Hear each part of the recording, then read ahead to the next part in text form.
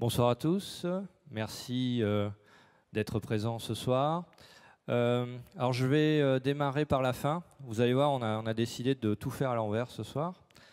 Je vous invite, après la conférence, à un pub qui s'appelle La Boucherie, qui est au 372 bis rue Vaugirard. Voilà. Donc la pinte est à 4 €. Et ça permettra de prolonger les discussions avec l'équipe du G9+, et bien évidemment les intervenants de ce soir. Voilà, donc ça c'est dit. Alors après je vais laisser Luc Breton faire l'introduction. Alors vous allez voir, c'est une introduction un petit peu particulière, puisqu'il ne peut pas être là physiquement ce soir. Mais la technologie va nous permettre donc de lui donner la parole, et puis il sera là devant vous. Voilà, je vois qu'il arrive tranquillement. Bonsoir Luc. Tu es bon? Bonsoir, vous m'entendez? Ouais. Vas-y, si tu peux.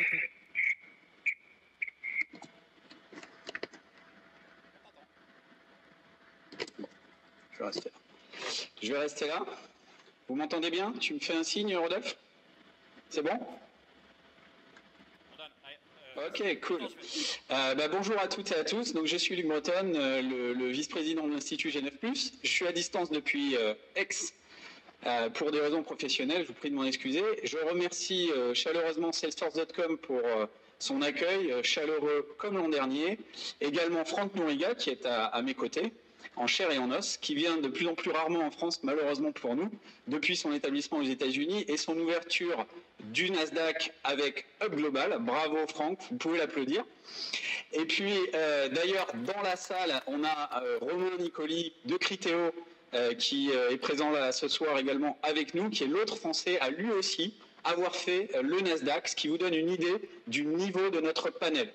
Franck Nouriga, on ne le présente plus, mais je vais le faire quand même. C'est un administrateur donc, de Hub Global, qui est le résultat du rapprochement entre Startup Weekend, qui est maintenant très connu de par le monde, en particulier en France, ça a bien cartonné, et Startup America.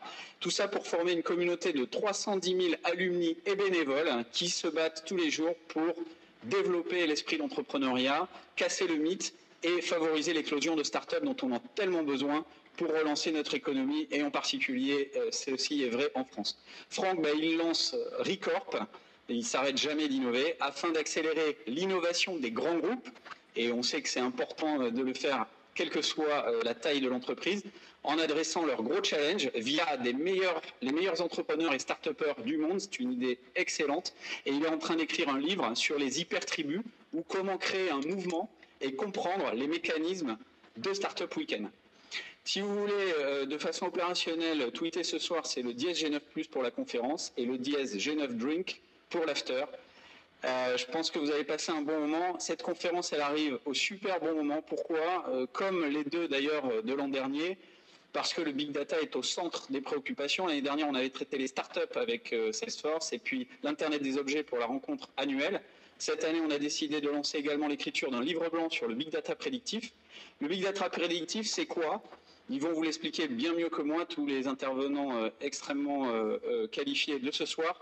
Mais en 2 mots, ça permet par exemple, ça a été fait aux États-Unis, parmi les dizaines de millions de mots-clés qui sont saisis par les Américains, d'identifier la combinaison de 45 mots-clés qui, combinés tous ensemble, selon un modèle mathématique puissant, permet de suivre la propagation du virus de la grippe en temps réel, ce qui n'avait jamais été possible dans l'histoire de l'humanité. On avait toujours au minimum 15 jours de retard. Autre exemple, l'analyse de 200 milliards de données de prix de vol a permis à un programmateur génial de faire réaliser des économies substantielles aux consommateurs, en moyenne 50 $ par billet, tout en conseillant le meilleur moment pour acheter.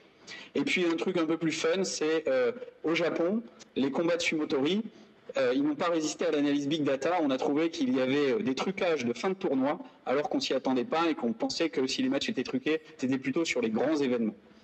C'est une discipline, si j'ose dire, qui est partie de l'astronomie, de la génomique.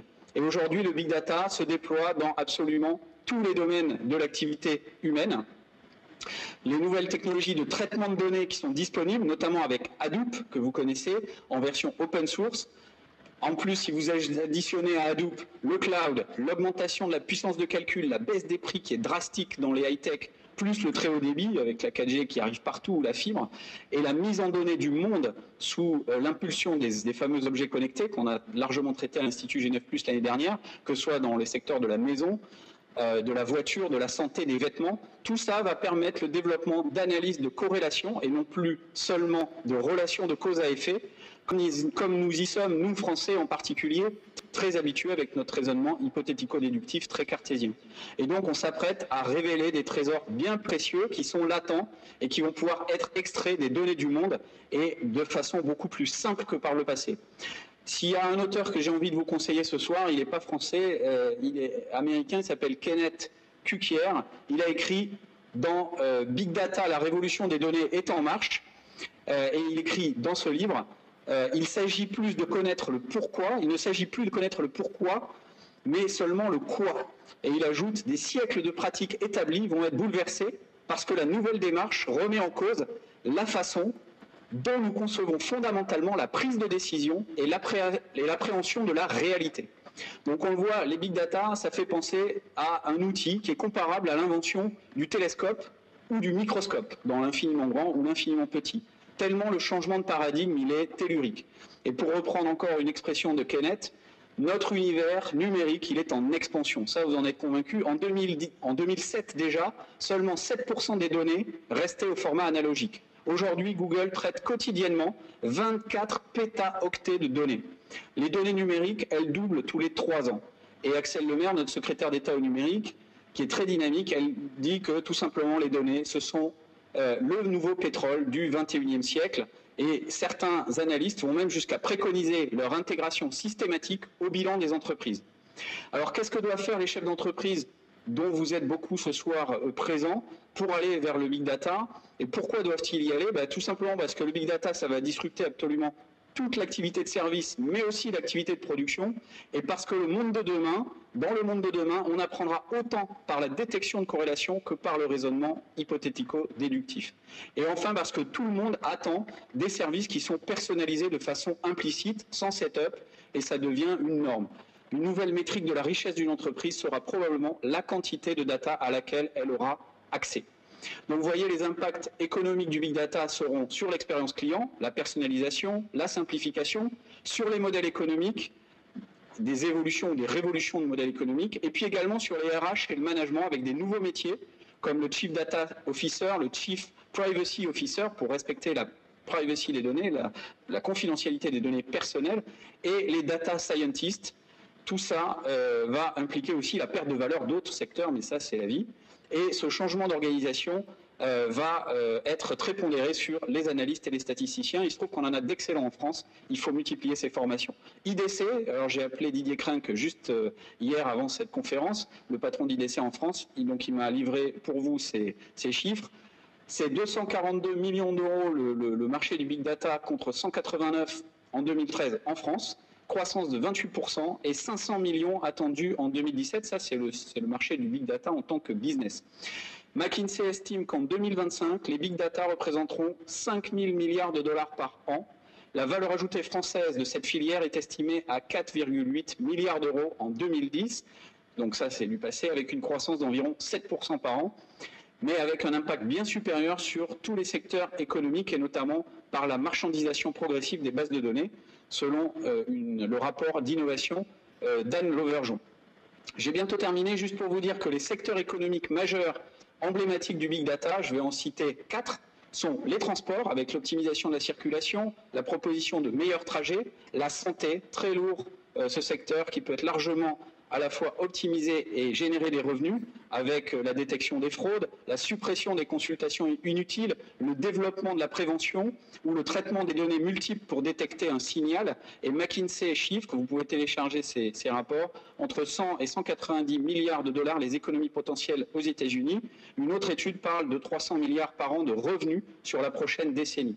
Dans le secteur public, alors là, je ne vous en parle même pas, mais vous imaginez facilement les gains qu'on peut faire. La communauté européenne, c'est pas McKinsey, a estimé que le big data pouvait permettre de réduire les coûts de 20%, soit 300 milliards d'euros. C'est tout à fait colossal. Ce chiffre concernerait pour 110 milliards des gains au niveau de la collecte des taxes, mais serait de 200 milliards des économies en termes d'efficacité opérationnelle. Donc le big data, il est souvent lié au secteur de la fraude avec la détection des attaques informatiques, la lutte anti-fraude carte bancaire, la lutte contre les délits, l'antifraude au marketing également. Et le dernier secteur très touché par ce nouveau paradigme, c'est le retail, avec l'augmentation potentielle des marges d'exploitation qui pourrait atteindre 60% d'après les analystes de McKinsey. Une entreprise exemplaire que tout le monde connaît dans le domaine, c'est bien évidemment Amazon, qui utilise des données structurées et non structurées de connaissances clients, avec un service client qui devient pour le coup exemplaire et qui optimise le site internet avec de l'A/B testing, des conseils personnalisés. Voilà, pour terminer, nous avons réuni autour de Franck les meilleurs spécialistes, en tout cas c'est notre conviction, non pas des spécialistes littéraires, mais des spécialistes opérationnels qui ont les mains dans le big data concret, dans les entreprises ou dans le secteur public, avec Romain Lacombe, et à la fois qui sont, par ce biais-là, par cette empreinte très opérationnelle, des visionnaires du sujet. Et moi, il me reste à vous souhaiter une excellente conférence.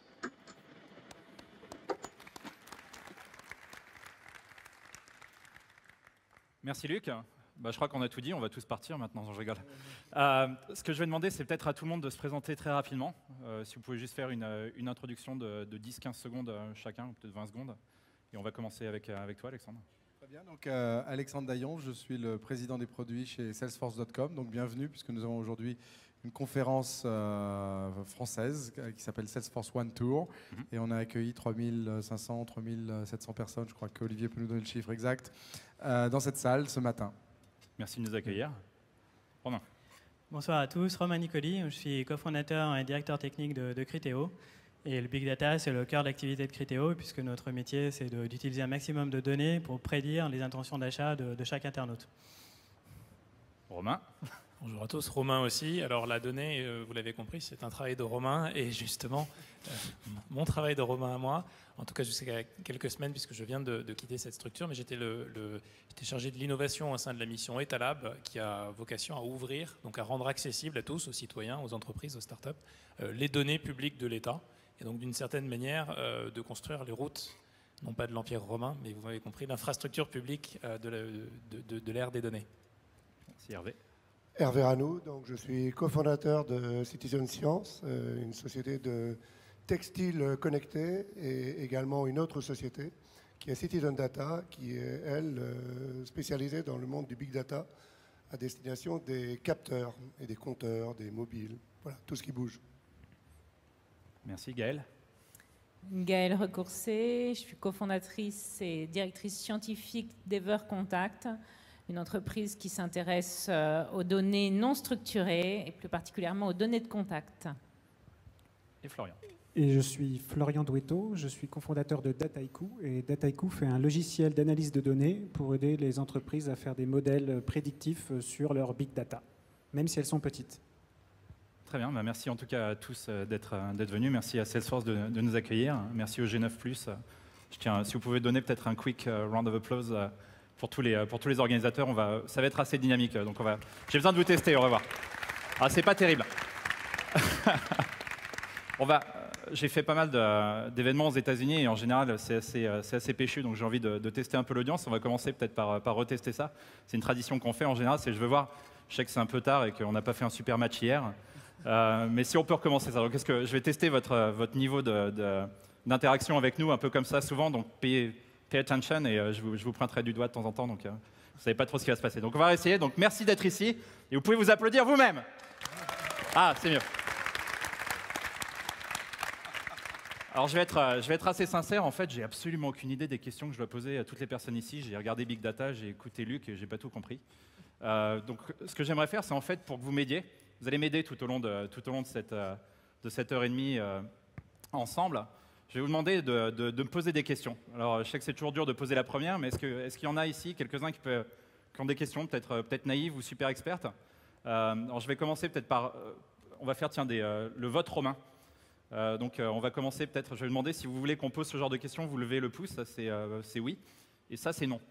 Par exemple, est-ce qu'il y en a ici qui veulent qu'on parle de c'est quoi le big data tout simplement? Est-ce que vous pouvez m'aider? Oui? Non? D'accord, on a un 50-50 à peu près. Qui est-ce qu'ici a un background plutôt technique? Étudier des sciences, qui s'y connaît? OK. Plutôt business? 50-50, ça va être sympa, on va être à spectre assez large. Est-ce qu'il y a des statisticiens dans la salle? N'ayez pas honte. 1, 2, 3, 4, 5. On a 5. Il n'y en a aucun ici, donc là c'est l'endroit où il n'y a pas de statisticiens, je vais m'en rappeler. Est-ce qu'il y a des personnes qui ont des startups? Est-ce que vous pouvez lever la main? D'accord. Regardez aussi, hein, parce que c'est votre audience, donc on va essayer d'aider tout le monde. Des personnes qui travaillent dans des grands groupes. OK. Anyone here don't speak French? Est-ce qu'il y a quelqu'un ici qui ne parle pas français? OK. Come nearby and sit closer to somebody who can translate for you, and you'll be OK. Très bien. Alors maintenant, j'espère que vous avez eu le temps de réfléchir un peu. Est-ce qu'il y a des questions parmi vous? Est-ce que vous pouvez me dire deux, trois grosses interrogations que vous avez ou quelque chose d'utile que vous voudriez qui vienne de cette conférence? Monsieur, je vais répéter. Est-ce qu'Orange utilise le Big Data collecté sur les téléphonistes français? D'accord. Est-ce qu'Orange utilise le Big Data? On n'a personne d'Orange, mais il y a peut-être quelqu'un qui pourra répondre. Jean-François, je répéterai. À qui appartiendront les données de contact et les données personnelles? Aux utilisateurs ou aux entreprises? Qui a le pouvoir? Hein? Qui a la data? À qui appartiendra la data? À l'utilisateur ou aux entreprises? Ou aux deux? Allez-y. C'est quoi la fonction d'un Chief Data Officer? Quelles sont? Qu'est-ce qu'un Chief Data Officer? Peut-être qu'on peut le mettre comme ça, d'accord? D'autres questions? Très bien. Ah, vas-y. J'aimerais bien qu'on parle d'innovation. On parle d'innovation, oui. Par exemple, en développement de produits, quels seront les nouveaux usages liés au Big Data? L'innovation, les développements de produits, les usages liés au Big Data, qu'est-ce qui va se passer dans le futur? Les entreprises françaises aussi, quelle carte elles ont à jouer dans le monde? Comment les entreprises françaises peuvent jouer leurs cartes sur les Big Data? Il y a beaucoup de questions de devant, alors dites-moi là, juste vite fait derrière un peu aussi. Oui? Comment on fait de l'argent avec les Big Data? Quelle monétisation? Ah, on a même un micro maintenant. Merci. Allez-y. Non, c'est bon, c'est bien, c'est posé. Est-ce qu'il y a d'autres questions? Je préfère qu'on les prenne maintenant, comme ça permet au débat d'être utile pour vous. Les outils de traitement du Big Data. D'accord. Quels sont les outils? Vous m'aidez, hein, vous retenez tout, comme ça on va... Le droit à l'oubli qui a été annoncé récemment par rapport aux données justement personnelles et à Google, qui a une suprématie très importante en Europe et notamment en France. Je vais commencer à les noter aussi. Droit à l'oubli. J'arrive. C'est bien, on va avoir un débat à spectre large. Pardon? Quel avenir pour le VRM? Est-ce qu'on va vraiment être capable un jour de se réapproprier nos données? Merci. Ici, je ne suis pas trop venu ici. Ah.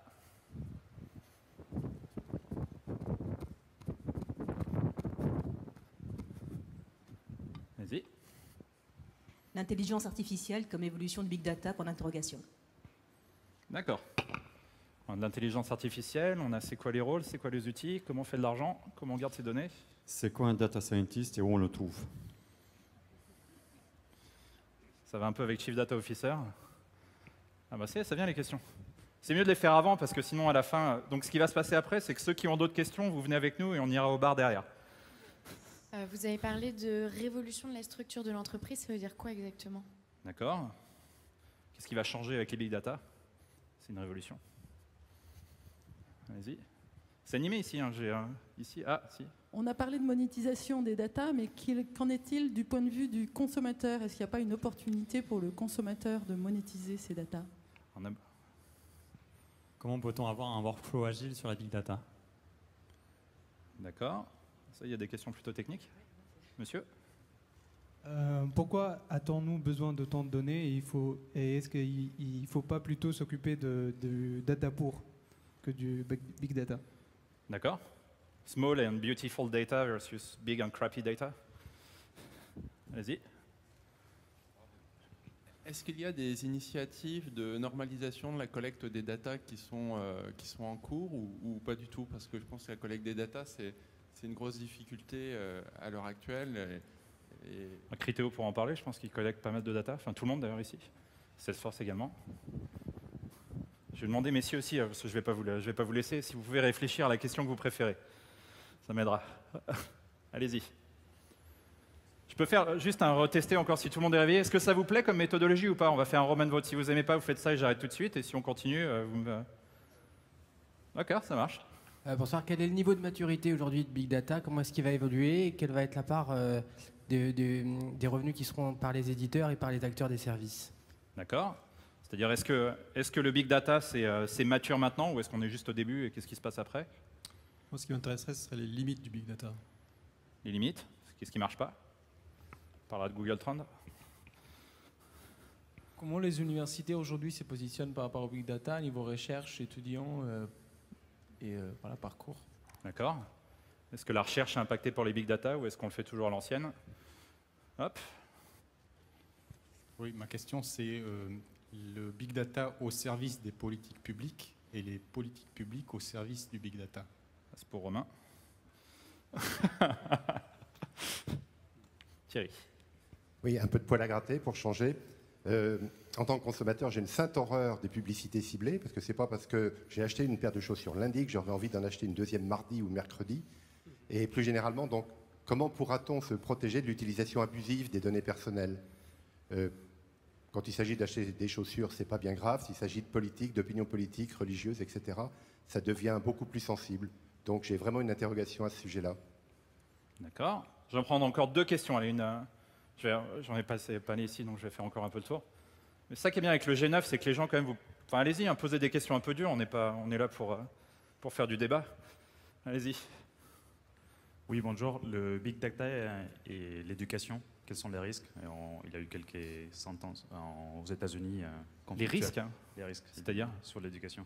En fait, c'est des données très, très sensibles, comme les données santé. Donc, du coup, il y a eu des sites qui ont dû fermer parce qu'il y avait trop de données sur les étudiants. D'accord, mais c'est l'éducation ou pas? Ou in English? Do you want to do it in English? Non. Big Data et l'éducation, dans le secteur éducation. Ok. Est-ce qu'il y a des dangers? Et la dernière, pour vous, monsieur? Peut-on tout prédire avec les Big Data? D'accord. Est-ce que les Big Data, ça sert à quelque chose ou pas du tout? Bon, on va commencer le débat. Est-ce que ça vous a inspiré certaines questions, messieurs? Aucune? Bon, bah, je vais en prendre au hasard. Je vais essayer de... Moi, je suis là pour vous représenter, donc si je vous représente mal, merci. S'il vous plaît, levez la main et arrêtez-moi tout de suite. On va le faire de manière très interactive.